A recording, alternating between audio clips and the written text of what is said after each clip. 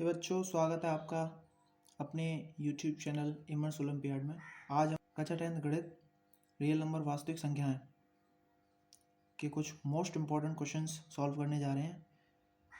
तो चलिए स्टार्ट करते हैं। पहला क्वेश्चन, संख्याओं 6 और 20 के अभाज्य गुणनखंड विधि से HCF और LCM ज्ञात कीजिए। चलिए सॉल्व करते हैं इसको। तो क्वेश्चन 1 का सॉल्यूशन देखते हैं किस प्रकार से करना है। अभाज्य गुणनखंड विधि से इसके गुणनखंड ज्ञात करने हैं। तो बेसिकली क्या करना पड़ेगा, हमें 6 के फैक्टर निकालने पड़ेंगे। पहले तो 6 के फैक्टर कैसे निकालेंगे, 2 से इसको डिवाइड करना पड़ेगा, सबसे छोटी संख्या 2, फिर 3 से डिवाइड करना पड़ेगा, 3 का 3। अब हमें 20 के फैक्टर निकालने पड़ेंगे ऐसे ही, तो इसको भी 2 से डिवाइड करना पड़ेगा, 2 दाएँ 20, उसके बाद 2 से फिर डिवाइड करना पड़ेगा, 2 पंजे 10, उसके बाद 5 से डिवाइड करना पड़ेगा। ठीक है। अब ये जो फैक्टर निकल के आए हमारे, हमें सबसे पहले LCM ज्ञात करना है। तो LCM ज्ञात करने के लिए हमें फैक्टर को लिखना पड़ेगा। पहला फैक्टर आया 2 गुणा 3, ये वाला 6 का फैक्टर। फिर उसके बाद आया हमारा दूसरा फैक्टर आया 20 का, ये किसका है, ये 6 का फैक्टर है। और 20 के फैक्टर आए थे हमारे 2 गुणा 5, ये 20 के आए थे। ठीक है। तो अब हमें LCM ज्ञात करना है। तो LCM ज्ञात करने के लिए हमें सबसे पहले क्या करना पड़ेगा, एक तो पेयर बनाना पड़ेगा। जो पेयर बन रहे हैं आपके, जैसे 2 का पेयर बन गया आपका इन दोनों पेयर लाइनों में, तो 2 का पेयर बन गया, इसको एक बार लिखना है। ठीक है, लिख लिया। उसके बाद 3 का पेयर नहीं बना, 2 का पेयर नहीं बना, 5 का पेयर नहीं बना। जिनके पेयर नहीं बने उनको एक एक बार और लिखना है, मतलब जिनके पेयर नहीं बने उनको सीधा सीधा लिख देना है। अब इनका गुणा कर देना है, यही हमारा एलसीएम कहलाएगा। 2 दूनी 4, 4 तिया 12, 12 पंजे 60, और 60 ही हमारा क्या कहलाएगा, एलसीएम। ये आंसर हो गया आपका। हमें जब एचसीएफ ज्ञात करना हो तो क्या करना पड़ेगा, संख्या 6 और संख्या 20 के गुणनखंड लिखने पड़ेंगे। तो गुणनखंड क्या है, 6 के हैं 2 गुणा 3, और 20 के कितने हैं, 2 गुणा 5। ये हमारे गुणनखंड कहलाते हैं। ये आपको जो दिखाई दे रहे हैं ये फैक्टर कहलाते हैं। ठीक है। तो अब इसमें क्या करना पड़ेगा आपको, एचसीएफ में हमें जो पेयर बनता हुआ दिखाई दे रहा है बस वही हमारा एचसीएफ कहलाता है। ऐसे जैसे कि हमें 2 का पेयर बनता हुआ दिखाई दे रहा है, तो यही हमारा सिंगल पेयर बना, तो हमारा 2 एलसीएम वो एचसीएफ कहलाएगा। ठीक है। ये दोनों आंसर हो गए हमारे, यानी एचसीएफ आपका 2 हो गया और एलसीएम आपका 60 हो गया। पहला क्वेश्चन सॉल्व। दूसरे क्वेश्चन की तरफ चलते हैं। दूसरा क्वेश्चन क्या कह रहा है, पहला क्वेश्चन हमने सॉल्व कर लिया, इसको टिक कर देते हैं। दूसरा क्वेश्चन कह रहा है कि अभाज्य गुणनखंड विधि द्वारा 96 और 404 का एलसीएम ज्ञात कीजिए। एलसीएफ और एलसीएम दोनों ज्ञात कीजिए। ठीक है। तो दूसरा क्वेश्चन सॉल्व करते हैं। क्वेश्चन नंबर 2 सॉल्यूशन करते हैं इसका। संख्या दे रखी थी आपकी 96 और 404 का क्या याद करना, एचसीएफ और एलसीएम। ठीक है। तो संख्या हमें लिखनी पड़ेगी। पहले 96 के फैक्टर करने पड़ेंगे। 96 के फैक्टर करो 2 से, इसको 2 से काटो 96 को, तो 2 चौक 8, बचे कितने, एक बचा यहाँ से तो 16 हो जाएगा, 2 अट्ठे 16, 2 से काटो इसको फिर से, 2 दूनी 4, 2 चौक 8। ठीक है। 2 से कट जाएगा ये 12 बार, 12 दूनी 24, 2 से कट जाएगा ये 6 बार, और 2 से कट जाएगा 3 बार, और 3 से कट जाएगा 1 बार। ठीक है। ऐसे ही हमें 404 के फैक्टर करने पड़ेंगे। 404 के फैक्टर करो तो 2 दूनी 4, 0 कटेगा नहीं, 2 दूनी 4, 202 बार, फिर 2 से करो काटो, तो 2 एकन 2, 0, 2 एकन 2। अब 101 किससे कटेगा, 101 एक ऐसी अभाज्य संख्या है जो कि सिर्फ 1 से कटती है, मतलब खुद से ही डिवाइड होती है। ठीक है। अब इनके गुणनखंड लिख लो। पहले हमें एचसीएफ ज्ञात करना, तो एचसीएफ निकालने के लिए 96 संख्या 96 और 404 के गुणनखंड लिख लीजिए। ठीक है। 96 के गुणनखंड कितने हैं, 2 गुणा 2 गुणा 2, 1 2 3 4 5, 5 बार 2 लिखना है, 5 बार 2 गुणा 3। ठीक है। ऐसे ही 404 के फैक्टर लिख लीजिए, 2 गुणा 2 गुणा 101। और जो पेयर आपका बन रहा है, जैसे 2 का एक बार पेयर बन गया एक पेयर, और 2 का एक और पेयर बन गया 2 पेयर। अब इन दोनों पेयरों को गुणा कर दीजिए, 2 गुणा 2 यानी कि 4, 4 ही आपका क्या कहलाएगा, एचसीएफ। ये आपका हो गया एचसीएफ। और हमें एलसीएम ज्ञात करना है। एलसीएम लिख, पहले संख्या लिखेंगे 96 और 404, इन दोनों के गुणनखंड लिख लीजिए। 96 के गुणनखंड कितने हैं? 2 बार 5, यानी कि 2 गुणा 2 गुणा 2 गुणा 2 गुणा 2 गुणा 2 गुणा 3, ये आपके हो गए 96 की फैक्टर। ठीक है, उसके बाद 404 के फैक्टर लिखने हैं 2 गुणा 2 गुणा 101। ठीक है, अब इसमें क्या करना होता है? एलसीएम में पहले हमको पेयर बनाने होते हैं, एक पेयर 2 का और एक पेयर फिर से बन गया 2 का। तो जो पेयर बन गए उनको तो एक बार लिखना होता है, और जो बच गए बाकी के उनको ऐसे ही के ऐसे लिख देना होता है, यानी 2 गुणा 2 गुणा 2, 2 के 3 पेयर बचे, 1 2 3 और 3 बचा और बचा 101, और इसका आप गुणा कर देंगे। तो गुणा कर दो, 2 दूनी 4, 4 दूनी 8, 8 दूनी 16, 16 दूनी 32, 32 दिया 16 दूनी 32, 32 दिया 48 और गुणा 101। अब कर दीजिए गुणा 101 में। जब 48 गुणा 1 से करोगे तो कितना आ जाएगा? 8 बचे 4 हासिल, यानी कि 48 का 48 आ जाएगा। फिर 48 का 1 से गुणा करोगे 48 48 आ जाएगा आंसर। यही आपका आंसर कहलाएगा, यानी कि एलसीएम आपका 48 48 आ जाएगा। ठीक है, चलते हैं नेक्स्ट क्वेश्चन की तरफ। दूसरा हो गया हमारा। तीसरा क्वेश्चन कह रहा है कि संख्या 6, 72 और 120 का अभाज्य गुणनखंड विधि से एचसीएफ और एलसीएम ज्ञात कीजिए। ठीक है, तीसरा क्वेश्चन करते हैं। तीसरा क्वेश्चन क्या कह रहा है? Question number 3, solution. तीसरे क्वेश्चन का सॉल्यूशन। संख्या कौन कौन सी थी हमारी? संख्याएं थी 6 संख्याएं। संख्या थी आपकी, एक तो 6 थी, 72 थी और 120 थी। इनको हम हमारा मतलब इन संख्याओं का एचसीएफ और एलसीएम ज्ञात करना है। तो पहले 6 का निकालेंगे, तो फैक्टर करने पड़ेंगे फिर से। तो 6 के फैक्टर कितने होंगे? 2 से काटो, से 2 थी 6, फिर 3 से काट दो, एक बार कट गया। अब 72 का फैक्टर कर दो, 2 से काटो, 2 से कटेंगे 2 थी 6, बचा कितना? 1, 12 हो गए, 2 6 12। अब इसको कितने 2 से काटेंगे क्योंकि सम संख्या है, तो 2 1 2, बचा कितना? 1, कितना हो गए? 16, 2 8 16, 2 से काट दो, फिर 2 9 18। अब ये 9 3 2 से कटेगा नहीं, तो 3 से काट दो, 3 3 9, 3 1 3, जब तक कटता है तब तक काटते हैं। फिर उसके बाद 120 के फैक्टर निकाल लो। 120 के फैक्टर करोगे, 2 से काटोगे 60 बार, फिर 2 से काटोगे फिर 30 बार, और फिर 2 से काटोगे 15 बार। अब 15 2 से कटेगा नहीं, तो 3 से काटना पड़ेगा, तो 5 15। अब 5 खुद से कटेगा, 5 1 5। अब इनके फैक्टर को क्या करो? लिख लो। जैसे हमें एचसीएफ ज्ञात करना, तो एचसीएफ लिखो पहले, और उसके बाद 6, 72 और 120 इनके फैक्टर को ऐसे करके एज इट एज लिख डालो। ठीक है, तो 6 के हैं 2 गुणा 3, और 72 के हैं आपके एक पेयर 2, मतलब 1 2 3, 2 हो गए आपके 3 बार, 2 गुणा 2 गुणा 2, उसके बाद 3 2 बार, 3 गुणा 3। ठीक है, उसके बाद संख्या 120, 1 2 3, 2 तो हो गए 3 बार, 2 गुणा 2 गुणा 2, उसके बाद 3 और 5 एक एक बार, 3 गुणा 5, गुणा का चिन्ह लगाना भूल गए। ठीक है, अब एचसीएफ ज्ञात करना, तो पेयर बनाना पड़ेगा। पेयर बन रहा है 2 का, जो तीनों में हो। ठीक है, यहाँ पे 3 एक जगह है, यहाँ पे भी है और यहाँ पे भी है, तो 3 के पेयर बना दो। एक 3 का पेयर ये बन गया। ठीक है, अब ना तो 2 का बन रहा है, अब एक 2 का बन गया, एक 3 का बन गया। अब संख्या 3 का पेयर बन चुका है, और 5 का बनेगा नहीं, क्योंकि 5 यहाँ नहीं है, 5 यहाँ नहीं है। तो जो पेयर बन गए उनको लिख लो, यानी 2 गुणा 3, यही आपका क्या कहलाएगा? HCF answer. ठीक है, एलसीएम में सेम एज इट इज संख्या लिख लो, 6 72 और 120।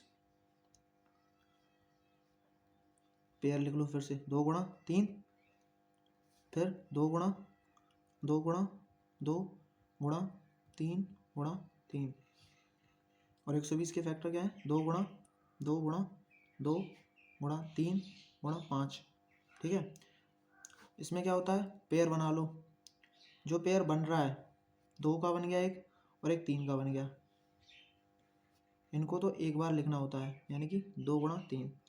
और जो आपके पेयर बच गए उन सबको लिख डालो।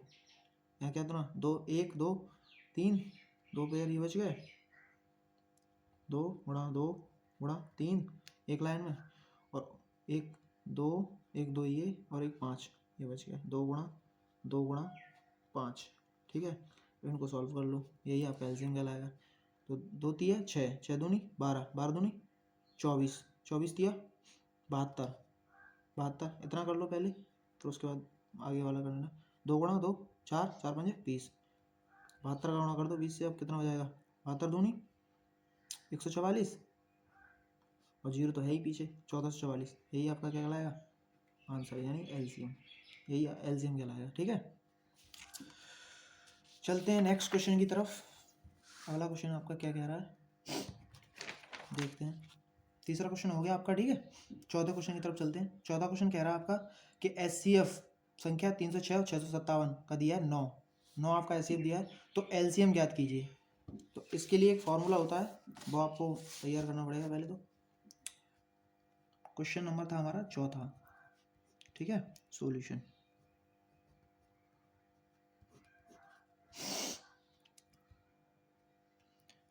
आपकी संख्याएं दे रखी थी,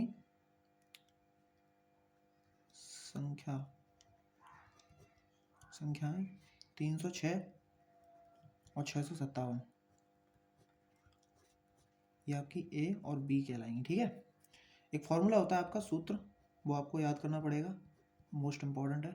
यानी एचसीएफ गुणा एलसीएम बराबर होता है ए गुणा बी, यानी ए और बी कोई संख्या हो सकती हैं। ठीक है, तो अब इसी फॉर्मूले में हमें मान रखना पड़ेगा। तो हमें जो दिया है पहले तो यहाँ पे लिखना पड़ेगा, दिया है आपको प्रॉपर एचसीएफ कितना है आपका, एचसीएफ 9 दे रखा था, एचसीएफ लिखना पड़ेगा। जब एचसीएफ आपको 9 दिया है और संख्या 306 और 657 दी है, तो हमें लिखना। ठीक है, अब इस फॉर्मूले में टोटल मान रख देंगे, तो एचसीएफ का मान कितना है 9, 9 गुणा एलसीएम हो जाएगा, और ए और बी संख्या दे रखी थी 306 और 657, इनका गुणा कर देंगे 657। एलसीएम निकालना है, ये जब गुणा में है 9 तो ये भाग में आ जाएगा, 306 गुणा 657 भागित 9 नीचे आ जाएंगे, भाग कर दो। इसे काटेंगे जब 657 को, तो कितने बार जाएगा 9 7 63, बचे कितने 2, 27 हो जाएंगे, 9 तिया 27। अब 73 का गुणा 306 से करना है आपको, एलसीएम इज इक्वल टू 306 गुणा 73। ठीक है, अब इसको गुणा करने की ट्रिक ये है कि पहले 300 को फैक्टर में तोड़ लो, यानी कि 300 प्लस 6 हो जाएगा, ये 306 गुणा 73। अब आसान हो जाएगा गुणा करना, अगर आपको गुणा करना नहीं आता है तो क्या करना है, पहले 300 को 73 से गुणा करो, तो देखो 00 गुणा 00 से करेंगे तो ये 00 हो जाएगा। 73 गुणा 3 से करेंगे तो कितना हो जाएगा, 3 3 का 9, 3 7 21, यानी 21,900 प्लस, अब 6 गुणा 73 से कर दो, 6 18 के 8 हासिल 1, और 6 7 28 और 1 29, 298, इन दोनों को जोड़ दो, ये कितना हो जाएगा 21, सॉरी इधर से जोड़ो, कितना हो जाएगा 00 को 98 बचेगा। ठीक है, और 9 2 11, 11 का 1 हो जाएगा, हासिल 1 2, ये 200, यानी 22,198 आंसर हो जाएगा आपका टोटल। ठीक है, 22,198, ये सॉरी पॉइंट लग गया आपको, 22,198 हो गया। चलते हैं नेक्स्ट क्वेश्चन की तरफ। नेक्स्ट क्वेश्चन आपका कह रहा है, ये रहा 5वां क्वेश्चन, दर्शाइए कि √3√2 एक अपरिमेय संख्या है, हमें अपरिमेय सिद्ध करना है। ठीक है, तो चलिए इसको सॉल्व करते हैं। 3√2 एक अपरिमेय संख्या है, क्वेश्चन नंबर 5 में था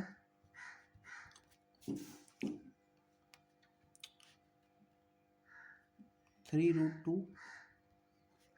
एक अपरिमेय संख्या है, 3√2 एक अपरिमेय संख्या है, अपरिमेय संख्या है, अपरिमेय संख्या है, क्वेश्चन है आपका। ठीक है, और इसे सिद्ध करना है, सिद्ध करना है, सिद्ध करना है। कैसे करेंगे, माना पहले सबसे पहली लाइन आपको यही लिखनी है कि माना 3√2 एक परिमेय संख्या है, 3√2 एक परिमेय संख्या, 3√2 एक परिमेय संख्या है। ठीक है, ये लाइन लिखने के बाद आपको क्या करना पड़ेगा, परिमेय संख्या की पहचान क्या है। परिमेय संख्या होती है आपकी, परिमेय संख्या किसे कहते हैं, जिसे हम p/q की फॉर्म में लिख सकें, जिसका q is not equal to 0 होना चाहिए, यही हमारी परिमेय संख्या कहलाती है। और अब हमें क्या करने का, दो हमको पूर्णांक मिल गया p और q, इसको बराबर कर देना पड़ेगा। p/q परिमेय संख्या होती है, तो ये 3√2 के बराबर हो जाएगा। ठीक है, अब हमें क्या करना है, इनको पक्षांतर कर देना है, कैंची का गुणा कर देंगे, इधर हो जाएगा 1, तो p इक्वल टू कितना हो जाएगा 3√2 गुणा q, ठीक है। अब दोनों तरफ वर्क कर देंगे, दोनों ओर वर्क करने पर, दोनों ओर वर्ग करने पर ये आपको लाइन लिखनी पड़ेगी।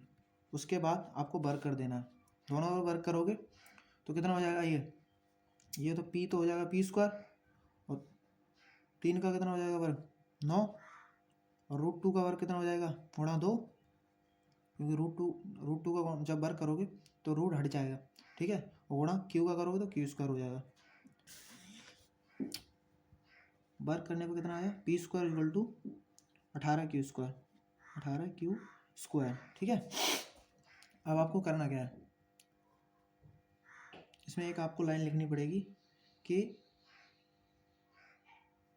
p, q का एक अभाज्य गुणनखंड, p और q का एक अभाज्य गुणनखंड p, q, अतः p और q का एक अभाज्य गुणनखंड बन है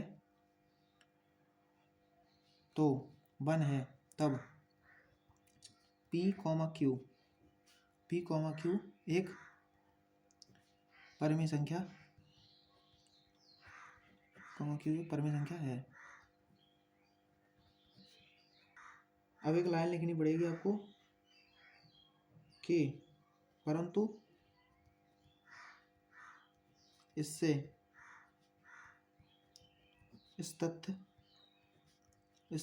का विरोधाभास, इससे इस तथ्य का विरोधाभास प्राप्त होता है, विरोधाभास प्राप्त होता है, तथ्य का विरोधाभास प्राप्त होता है, विरोधाभास प्राप्त होता है। उसके बाद आपको क्या करना पड़ेगा, प्राप्त होता है कि रूट कितना 3√2 एक अपरिमेय संख्या है, 3√2 एक अपरिमेय संख्या है, 3√2 एक अपरिमेय संख्या है। ये लाइन आपको लिखनी पड़ेगी। उसके बाद आपको एक लाइन और लिखनी है, हम यह निष्कर्ष निकालते हैं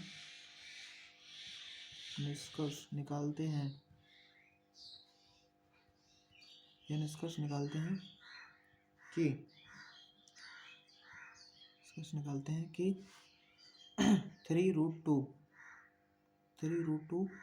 एक अपरिमेय संख्या है, 3√2 एक अपरिमेय संख्या है।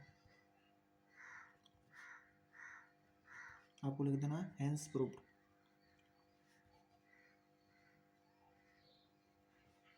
हो गया।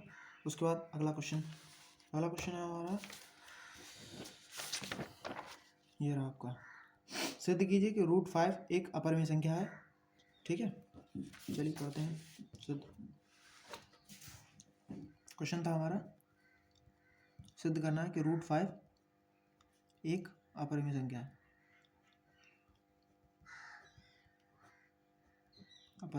है, यह हमें सिद्ध करना है। √5 एक अपरिमेय संख्या सिद्ध करना है, तो क्या करना पड़ेगा, माना √5 एक परिमेय संख्या है। सबसे पहली लाइन आपको यही लिखनी है, परिमेय संख्या है। तो परिमेय संख्या अभी मैंने बताया था p/q की फॉर्म में लिखा जाता है, तो p/q √5 के बराबर हो जाएगा, p/q सॉरी √5 के बराबर हो जाएगा। अब हम इन दोनों का पक्षांतर कर देंगे, यानी कि कैंची गुणा कर देंगे, तो ये कितना हो जाएगा, q गुणा √5 हो जाएगा ये इधर, और ये इधर हो जाएगा p²। अब दोनों ओर वर्ग करने पर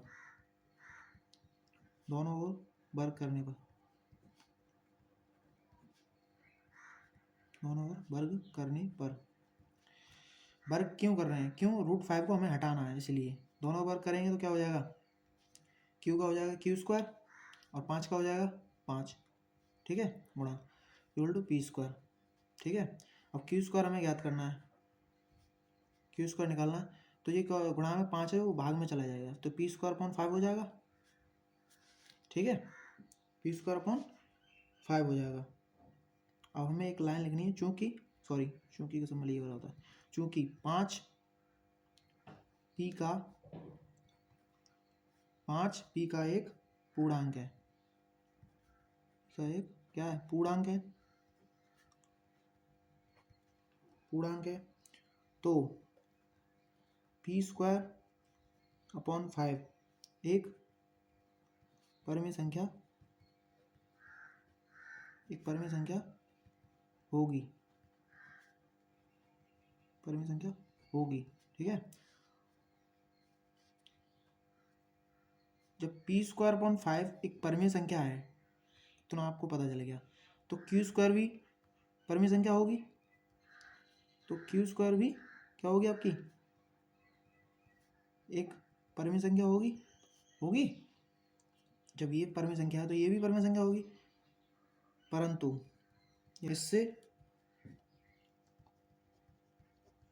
जो पहले लाइन पीछे लिखी थी वही लिखनी है, परंतु इससे इस तथ्य का विरोधाभास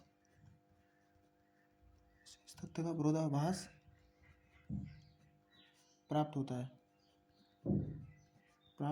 है, परंतु इससे इस तथ्य का विरोधाभास प्राप्त होता है कि संख्या √5 एक अपरिमेय संख्या है, ठीक है। अब आपको एक और लाइन लिखनी है, अतः हम यह निष्कर्ष निकालते हैं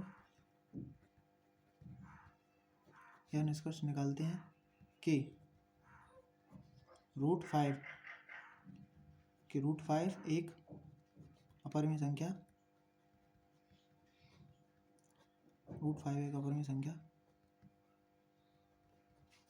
है, हेंस प्रूव्ड। आपको इतना लिख देना।